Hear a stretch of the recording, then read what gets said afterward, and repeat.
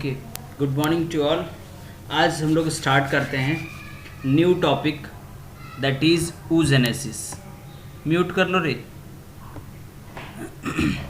Mute कर लो सब अपना। प्रेरणा बाबू म्यूट कर लीजिए, प्लीज़ म्यूट योर साउंड। चलो म्यूट म्यूट करो। हाँ चलिए, oogenesis हमको यही। oogenesis का मतलब क्या होता है समझिए। म्यूट नहीं कर रहा है तुम लोग।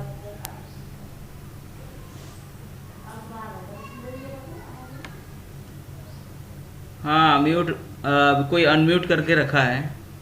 म्यूट करो, म्यूट।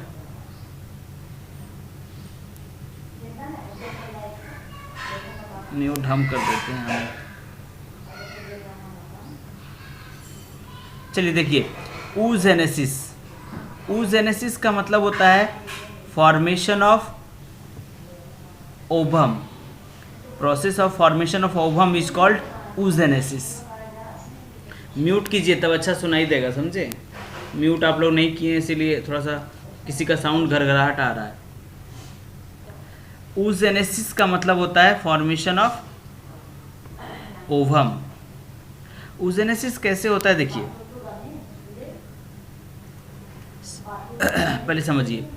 oogenesis जो है वो उगोनियम सेल से, उगोनियम सेल, ये जो उगोनियम सेल है ये जब कोई भी लड़की जब अपनी माँ के पेट में ही होती है, जब कोई माँ के पेट में ही होती है मतलब फ्यूटल स्टेज में होती है, उसी समय उगोनियम उसके अंदर बनना शुरू हो जाता है, बन जाता है। ठीक है, याद रखिएगा।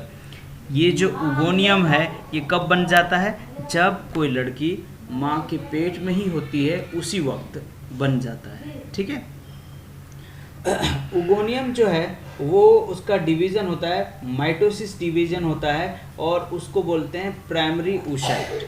क्या बोलते हैं? Primary oocyte। यहाँ पर देखिए समझिएगा, सबसे पहले क्या याद रखिएगा, उगोनियम सेल बनता है जब कोई गर्ल, जब कोई फीमेल अपना माँ के पेट में ही होती है, मतलब फ्यूटल स्टेज में ही होती है, उसी वक्त उगोनियम बन जाता है। और उगोनियम का माइटोसिस होता है, माइटोसिस डिवीजन होता है। ठीक है, माइटोसिस माइटोसिस होता है। और उगोनियम चूंकि ये 2n है, ठीक है, ये 2n है, और ये माइटोसिस हुआ, ये भी हो गया 2n। ठीक है, ये भी डिप्लॉयड सेल है। और ये वाला दोनों प्रोसेस याद रखिएगा, ये दोनों प्रोसेस कहाँ होता है, याद रखिए। ये दोनों प्रोसेस, ऊपर वाला जो प्रोसेस है, ये वाला दोनों प्रोसेस, ये होता है बिफोर बर्थ। बहुत इंपॉर्टेंट है, इसको याद रखना। बिफोर बर्थ, बिफोर बर्थ मतलब कोई भी जो गर्ल्स है उसका जन्म से पहले ही उगोनियम सेल उसके अंदर बन जाता है। याद रखिएगा, उगोनियम सेल। और उगोनियम सेल का माइटोसिस डिवीजन हो जाता है और प्राइमरी oocyte के स्टेज में, मतलब इस अवस्था में वो प्रेजेंट रहता है। ठीक है, रुका हुआ रहता है। क्या बोलेंगे? प्राइमरी oocyte के अवस्था में वो रुका हुआ रहता है।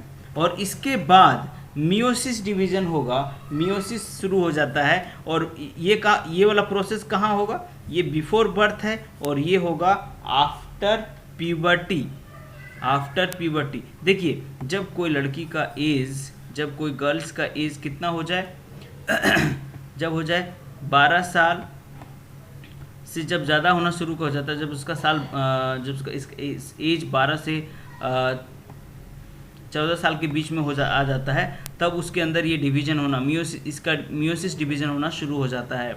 और मियोसिस डिवीज़न के दौरान क्या बनता है, एक यहाँ पर मियोसिस डिवीज़न में एन बनेगा, यानी हैप्लॉइड सेल बनेगा। यहाँ पर क्या था? 2n था, डिप्लॉइड सेल था। और यहाँ पर हैप्लॉइड सेल बनेगा। और क्या क्या बनेगा? एक बनेगा पोलर बॉडी और सेकेंडरी oocyte। और ये क्या होगा, यहाँ पर भी थोड़ा दिन के लिए रुक जाएगा, ये थोड़ा मैच्योर होता है। ठीक है, यहाँ पर थोड़ा दिन के लिए ये अरेस्ट हो जाता है, मतलब रुक जाता है इसी अवस्था में। इसके बाद फिर मियोसिस होता है, फिर इसका मियोसिस होता है, दैट इज मियोसिस 2, ठीक है। और मियोसिस 2 के दौरान क्या बनता है, मियोसिस 2 के दौरान ये जो मियोसिस हो रहा है इस दौरान ये फर्टिलाइज्ड एग बनाता है, मतलब ओवम बन जाता है, ठीक है। और धीरे धीरे फिर ये मैच्योर हो जाता है। कहने का मतलब है, देखिए इसका स्टेज समझिए। क्या बात करेंगे हम लोग, oogenesis जो है वो फीमेल बॉडी के अंदर होता है। सबसे पहली बात, oogenesis कहाँ होता है, फीमेल बॉडी के अंदर होता है, फीमेल के ओवेरी में होता है, ठीक है। और oogenesis क्या है, oogenesis is the process by which formation of ovum takes place.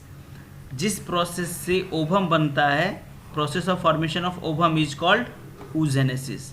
अब हम बात करेंगे कैसे ओवम बनता है, मतलब oogenesis कैसे होता है। तो याद रखिएगा, oogenesis स्टार्ट कहाँ से होता है, उगोनियम सेल से।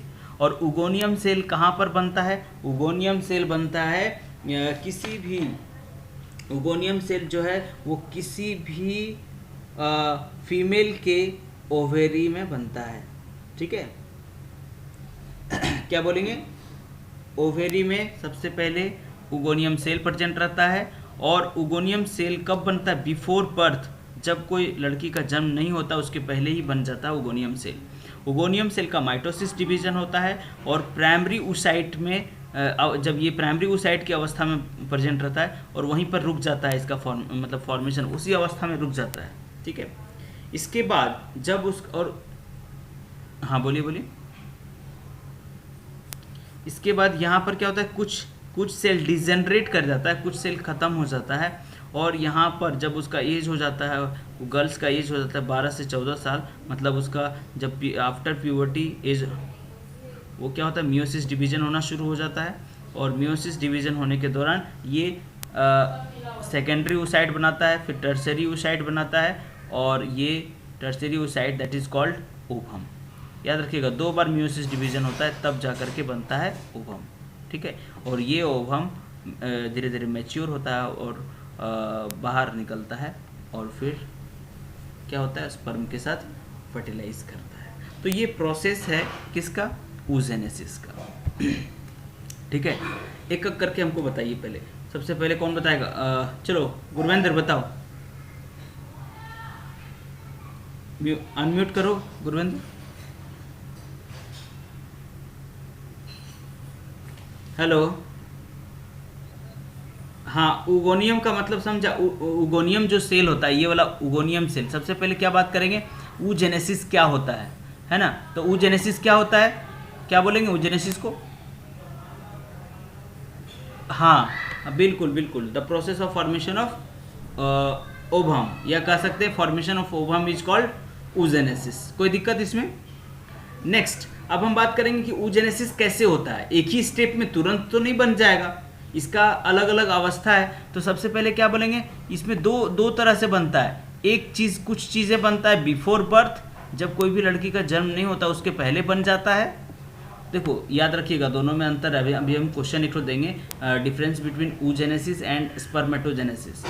तो देखिए, स्पर्म कब बनता था, स्पर्म बनता था कोई भी अगर मेल का एज जब आफ्टर प्यूबर्टी, मतलब जब उसका एज हो जाता था कितना, 13 से लेकर के 15 के बीच में उसका स्पर्म बनना शुरू होता था। लेकिन याद रखिएगा, फीमेल के केस में ओवम जो है वो पहले से ही बना होता है। जब मतलब माँ के पेट में होती है कोई भी लड़की, उसी समय उसके अंदर उगोनियम सेल बन जाता है।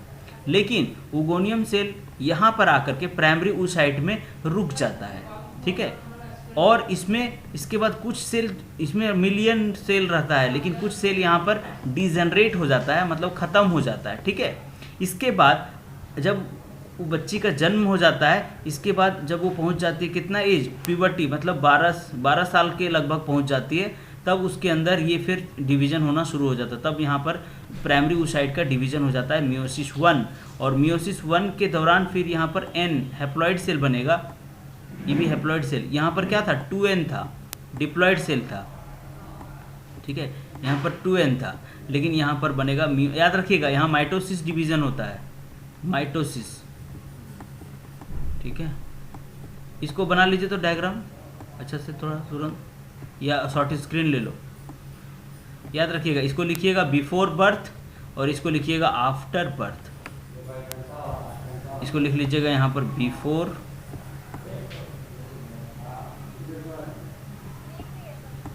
लिख लिए ना। चलो प्रेरणा समझाओ, एक बार समझाओ, फटाफट समझाओ जल्दी, तब आगे बढ़ेंगे। हाँ ठीक है।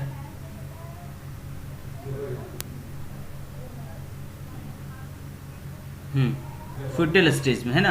हाँ हाँ, फ्यूटल स्टेज में। हाँ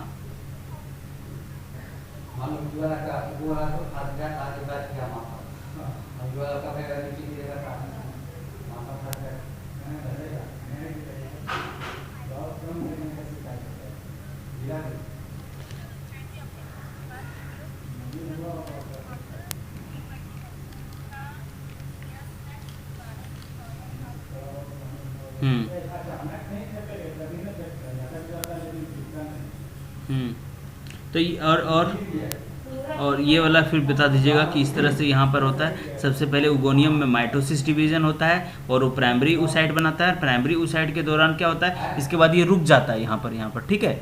फिर रुक जाने के बाद यहाँ पर कुछ सेल ख़त्म भी हो जाता है और फिर ये डिवीजन फिर स्टार्ट कब होता है, जब वो लड़की 12 साल से 15 साल के लगभग हो जाती है, तब इसका डिवीजन शुरू होता है। और फिर क्या होता है, चेंजेस होता है। क्या होता है, मियोसिस 1 होता है। मियोसिस 1 के दौरान सेकेंडरी oocyte बनाता है और फिर मियोसिस 2 में टर्शियरी oocyte बनाता है, ठीक है। टर्शियरी यहाँ पर लिख दीजिएगा, tertiary, TERTIORY, tertiary oocyte।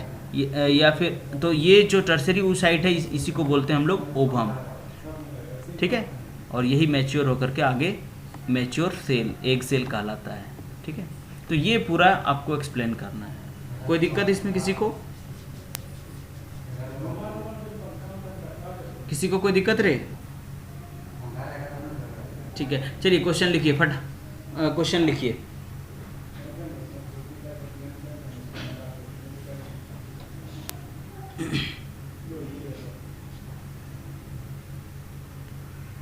What is oogenesis?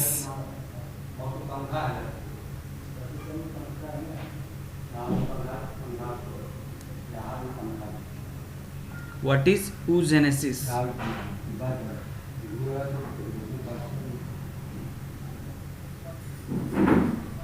कल लिखवाए थे ना, इसी में कंटिन्यू कीजिएगा। राइट द स्टेप्स, इसी में कंटिन्यू कीजिए। Right the steps involved, right the steps involved in the formation of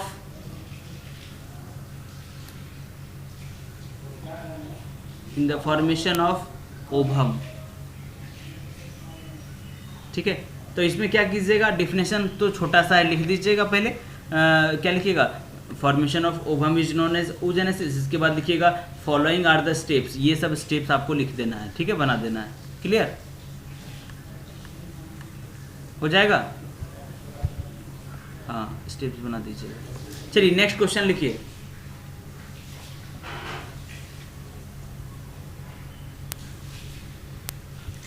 right the differences between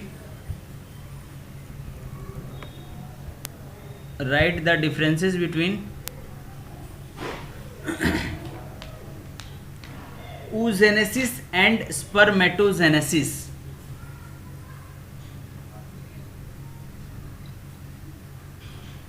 Write the differences between oogenesis and spermatogenesis।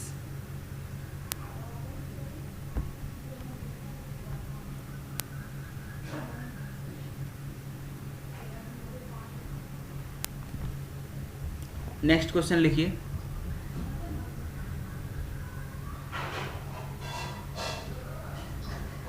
What is oogonia cell? What is oogonia?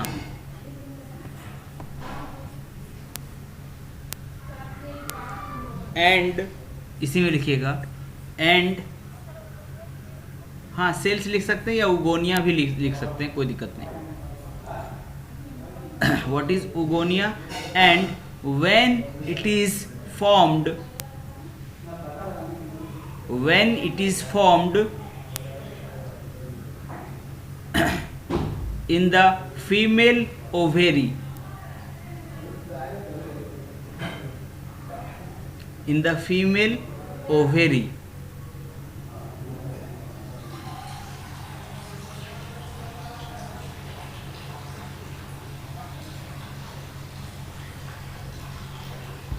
हो गया।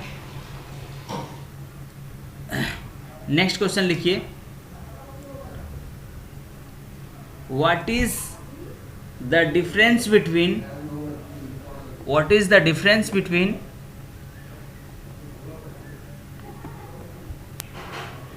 what is the difference between primary oocyte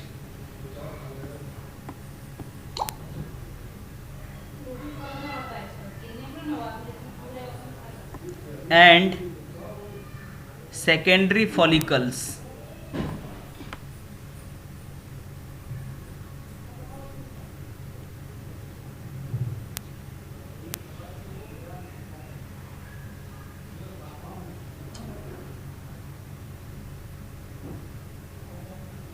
ठीक है, लिख लीजिएगा, कोई दिक्कत नहीं ना, लिखा हुआ है यहाँ पर।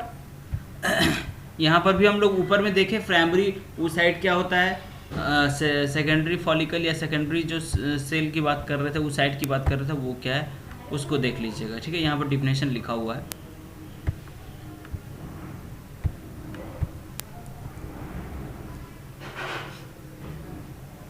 नेक्स्ट लास्ट क्वेश्चन लिखिए, what do you mean by ovulation? What do you mean by ovulation?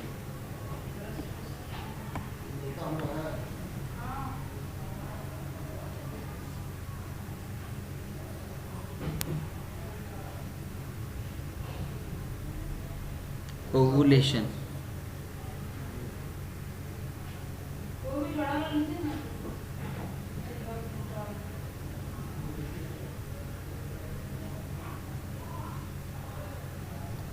देखिए, ओवुलेशन बता देते हैं आपको। ओवुलेशन का याद रखिएगा, क्या बोलेंगे, the release of ovum, the release of ovum from the ovary is known as ovulation.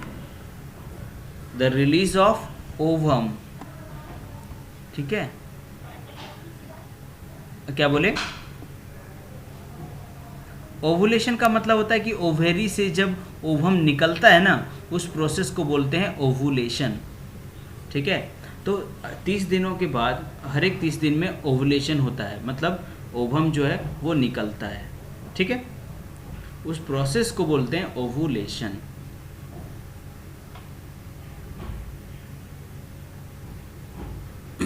एक बार हम इसको पढ़ करके आपको समझा देते हैं, बाकी समझ में आ गया ओवुलेशन क्या होता है। सो देखिए, एक बार हम यहाँ से आपको बता देते हैं। The ovum is formed by the process called oogenesis। ठीक है, जिस प्रोसेस से ओवम बनता है उसको बोलते हैं oogenesis। ठीक है, next, it starts during embryonic growth and million of gamete that is oogonia are formed in the foetal ovary. कहता है जब माँ के पेट में ही होती है, मतलब फ्यूटल स्टेज में जब होता है बच्चा, फीमेल, कोई भी फीमेल जब फ्यूटल स्टेज में होता है, उसी समय उसके बॉडी में, या फिर कह सकते हैं उसके ओवेरी में oogonia सेल बनना शुरू हो जाता है। ठीक है, फ्यूटल स्टेज में जब होती है कोई भी फीमेल, उसी दौरान उसके अंदर oogonia सेल बनना शुरू हो जाता है, या फिर हम उसको बोल सकते हैं गैमेट मदर सेल। ठीक है, क्योंकि सबसे पहले oogonia से ही तो ओवम बनेगा, इसीलिए इसको गैमेट मदर सेल भी बोला जाता है। These cell undergoes meiosis but get temporarily arrest at the prophase and are called primary oocyte। हमने ऊपर में देखा था अभी कि क्या होता है उसमें meiosis डिवीजन होने के बाद क्या होगा, this cell undergoes meiosis but get temporarily arrest at prophase stage. Primary oocyte stage में वो क्या होता है, वो रुक जाता है। ठीक है, वहीं पर कुछ डिजनरेट भी कर जाता है, कुछ वहाँ से सेल जो है वो ख़त्म भी हो जाता है। ठीक है। बिफोर रीचिंग प्यूबर्टी, प्यूबर्टी पहुंचने से पहले, जब उसका 12 साल पहुंचता है उससे पहले क्या होता है, large number of primary oocyte degenerate. वही बात की हमने कि जब तक उसका एज पहुंचता है, प्यूबर्टी का एज पहुंचता है, मतलब 12 साल, कोई भी लड़की का जब तक 12 साल या 15 साल होता है उससे पहले कुछ सेल उसके अंदर डिजनरेट कर जाता है। ठीक है, मतलब वहाँ से ख़त्म हो जाता है। ठीक है, एंड जो बच जाता है, and the remaining ones get surrounded by layer of granulosa cell, और जो बच जाता है उसमें एक अलग से लेयरिंग हो जाता है, परत बन जाता है, जिसको बोलते हैं हम लोग ग्रेनुला सेल का परत बन जाता है। ठीक है, and new theca and are called secondary follicle. और अब वो क्या कहलाता है, जब इसका कवरिंग हो जाता है, अलग अलग सेल उसके अंदर आसपास आ जाता है, तब उसको बोलते हैं हम लोग, उसका नाम चेंज हो जाता है प्राइमरी oocyte से, अब वो सेल का नाम हो गया सेकेंडरी फॉलिकल। ठीक है, the secondary follicle then converted into tertiary follicle. और फिर क्या होता है, ये प्राइमरी सेकेंडरी फॉलिकल जो था वो धीरे धीरे फिर उसका डिवीजन होकर के वो कन्वर्ट हो जाता है सेकेंडरी टर्शियरी फॉलिकल में, that have characteristics fluid filled cavity called antrum. उसमें एक कैविटी होता है, कैविटी मतलब एक तरह से फ्लूइड फील्ड, इस तरह से कैविटी उसमें प्रेजेंट होता है, मतलब खाली जगह प्रेजेंट होता है जिसमें फ्लूइड रहता है, तरल पदार्थ का कैविटी रहता है, उसको बोलते हैं हम लोग antrum. At this stage the primary oocyte present with in the tertiary follicle completes meiosis which results in the formation of haploid secondary oocytes and tiny polar body. और उसमें मियोसिस डिवीजन हो जाता है उस दौरान, और वो बना देता है secondary oocyte haploid secondary oocyte, मतलब एन वाला, जो अभी हम लोग ऊपर में देखें ना कि मियोसिस होता है और हैप्लॉइड सेल बनाता है और एक पोलर बॉडी बनाता है। ठीक है, आगे चल करके यही आगे चल करके क्या बनेगा, किस में चेंज हो जाएगा, ओवम में चेंज हो जाएगा। ठीक है, मैच्योर ओवम में।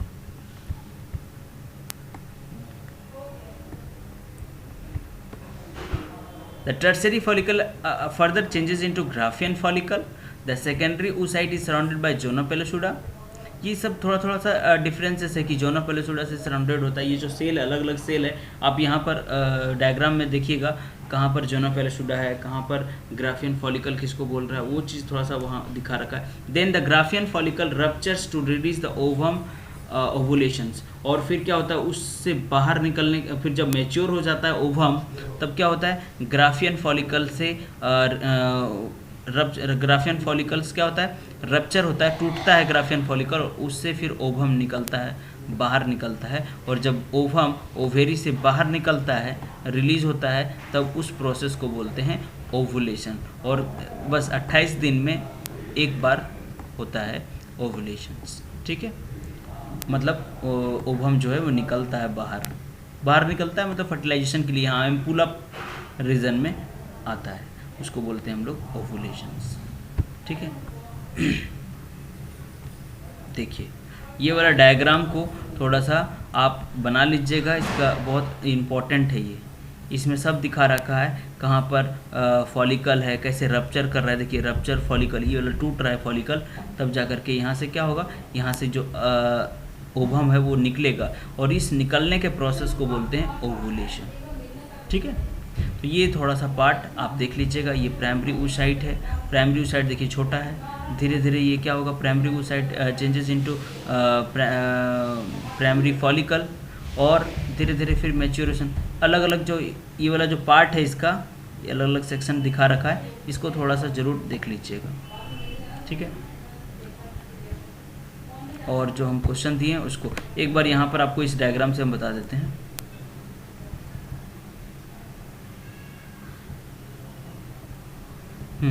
देखिए यहाँ से 28 दिनों में ये निकलता है ओवम, और यहाँ पर इंतज़ार करता है। ठीक है, स्पर्म का, और इस प्रोसेस को ही बोलते हैं, जब ग्राफियन फॉलिकल टूटता है और यहाँ से ओवम निकलता है, इस प्रोसेस को बोलते हैं ओवुलेशंस। और ओवुलेशन होता है तभी तो फर्टिलाइजेशन होगा। ठीक है, तो क्या बोलेंगे, release of ovum from the ovary, या फिर बोल सकते हैं the rupture of Graafian follicle to release the ovum is called ovulations. बस दैट्स ऑल। ये हो गया हमारा पार्ट। क्या हम लोग पढ़ लिए oogenesis, उसके पहले हम लोग पढ़ लिए थे स्पर्मेटोजेनेसिस, स्पर्मेटोजेनेसिस का स्टेप्स पढ़ लिए थे। और नेक्स्ट हम लोग बात करेंगे बहुत इंपॉर्टेंट चीज़ें, that is menstrual cycle and fertilisation. पूरा मेंस्ट्रुअल साइकिल की बात करेंगे, कैसे कैसे कब कब जो चेंजेस होता है। देखिए ये चेंजेस होता है कि एक दिन में तुरंत 28 दिन के अंदर, जो हम बात कर रहे हैं 28 दिन, तो ये 28 दिन में क्या क्या चेंजेस होता है फीमेल बॉडी में, उसके बारे में हम लोग स्टडी करेंगे। ठीक है, हर एक 28 दिन में फिर बनता है, फिर वो निकलता है, फिर वो फिर 28 दिनों लगता है फिर वो दूसरा निकलने में। तो ये 28 दिनों के इंटरवल में निकलता है, तो इसमें क्या क्या चेंजेस होते हैं वो सारी चीज़ें हम लोग डिस्कस करेंगे। ठीक है, ओवुलेशन में 28 दिन क्यों लगता है, उसके दौरान क्या होता है, वो सारी चीज़ें हम लोग डिस्कस करेंगे। तो फिलहाल के लिए हम लोग का आज का टॉपिक था oogenesis, और हमने oogenesis को कंप्लीट किया। इसमें कोई दिक्कत क्वेश्चन में हो जाएगा? चलिए ठीक है, और अपना दोस्त वगैरह को बोल देना। मनीष समझ में आ रहा है? कौन वाला बताए?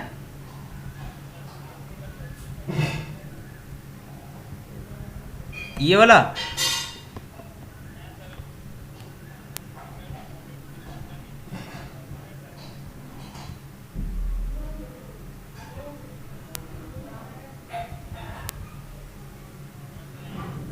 हाँ ये वाला।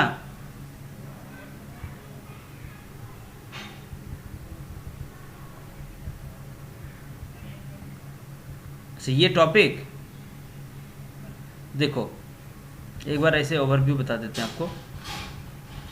फीमेल रिप्रोडक्टिव के अंदर इसमें क्या जानना है आपको, फीमेल रिप्रोडक्टिव सिस्टम होता क्या है। तो क्या बोलेंगे, फीमेल रिप्रोडक्टिव सिस्टम उसको बोलते हैं जो अंग, मतलब दोज ऑर्गेन्स और part which are participate in female reproductions, या बोल सकते हैं रिप्रोडक्शन।